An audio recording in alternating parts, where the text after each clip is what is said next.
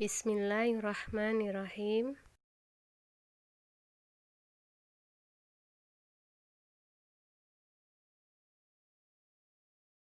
Assalamualaikum warahmatullahi wabarakatuh.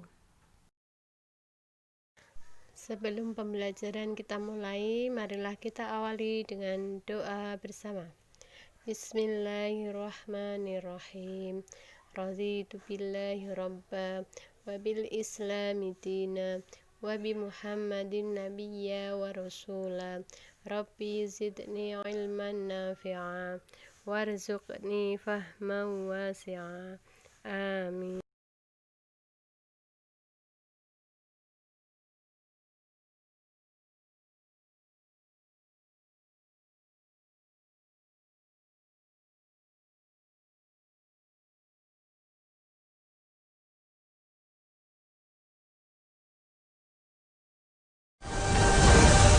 Yang telah diketahui oleh semua umat manusia, baik yang beriman ataupun yang tidak.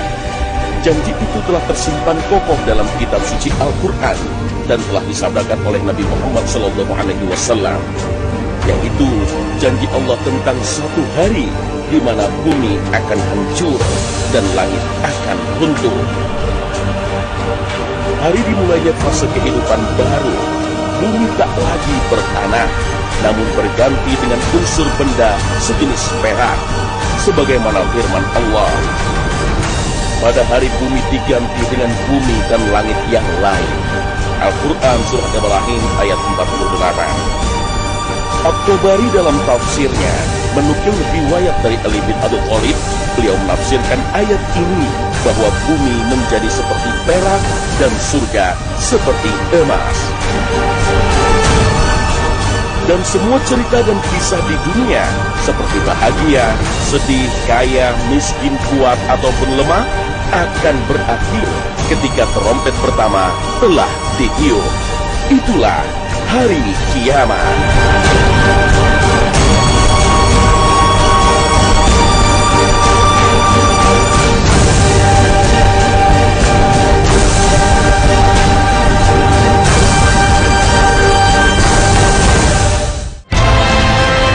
Assalamualaikum warahmatullahi wabarakatuh. Selamat pagi pemirsa. Kembali pada pagi ini kami berbagi kepada Anda semua wawasan dan pengetahuan yang sejalan dengan tuntunan Al-Quran dan hadis. Kedahsyatan kiamat sulit untuk dibayangkan secara detail. Hal ini menandakan bahwa kiamat benar-benar peristiwa kehancuran yang sangat mengerikan. Kita tak bisa membayangkan kengerian dan kedahsyatan itu kecuali dari sumber yang akurat, yaitu kitab suci Al-Quran. Gempa kiamat yang sangat kuat misalnya. Dalam bayangan manusia, gempa ini getaran bumi yang merobohkan bangunan atau membuat tanah retak atau terbelah.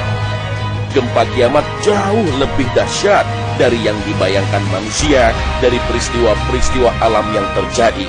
Allah berfirman, apabila bumi digoncangkan dengan goncangan yang dahsyat dan bumi mengeluarkan beban-beban berat yang dikantungnya.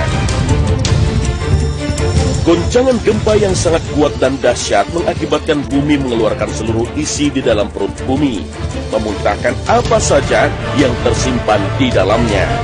Allah berfirman, ingatlah pada hari ketika kamu melihat kegoncangan itu.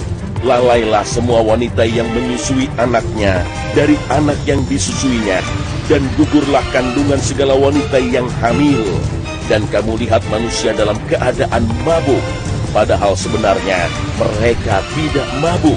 Akan tetapi azab Allah itu sangat kerasnya. Al-Quran Surah Al-Hajj ayat 2.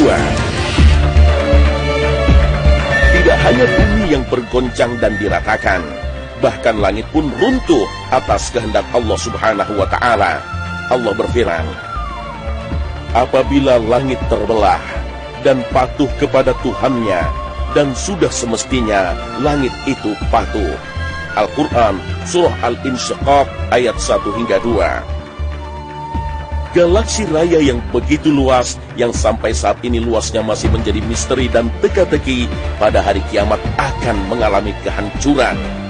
Bintang-bintang akan berjatuhan dan porak-poranda.